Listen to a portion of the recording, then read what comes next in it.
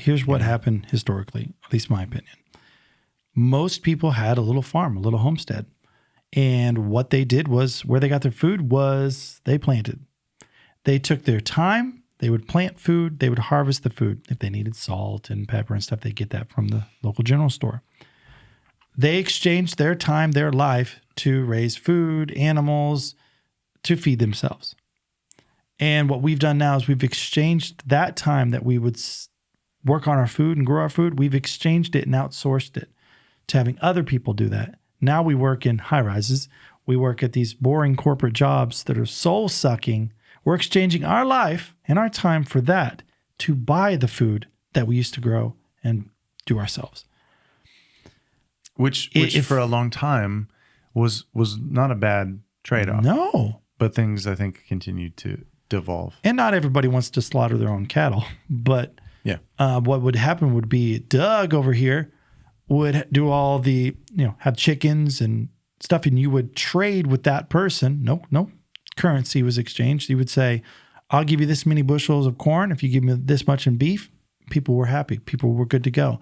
And I think we've become so dependent on a system that was so ease-based. It was just easier to just go to the store and grab stuff. And unfortunately, now our food is basically poison.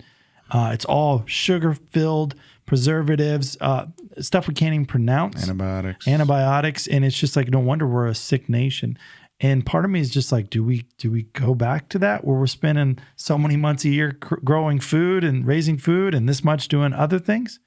I don't see it happening, but people do have, in many cases, the choice. Like we literally chose to sell our house and to find a place like this and to pursue this life. And I will tell you firsthand, it's not easy. And it's not. It's more fulfilling. So, yeah, most days, but it's where it does feel good is when you really get to thinking about some of this stuff and you think about like inflation, you think about just the idea of being more self-sustaining and more in control of your own supply chain. And and aware.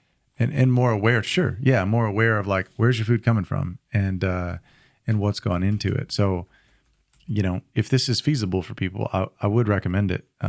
But it's also not for everybody. So I don't know how to fix it except for focus on your family. A lot of times we're so worried about the big picture of things and we're not focusing on how do we grow our family? How do we build skills for ourselves to get out of whatever situation we're in?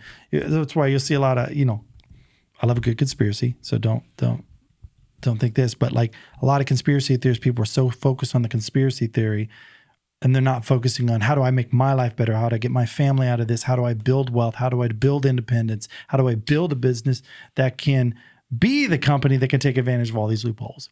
And that's what I want to do. And that's what I'm being. And like I said, I'm a capitalist, but at the same time, I don't like when people cheat and I don't like when people steal from average poor people. Hey, thanks for watching this clip. If you want to see the full podcast, be sure to click on the link in the description. And if you feel like it, hit subscribe.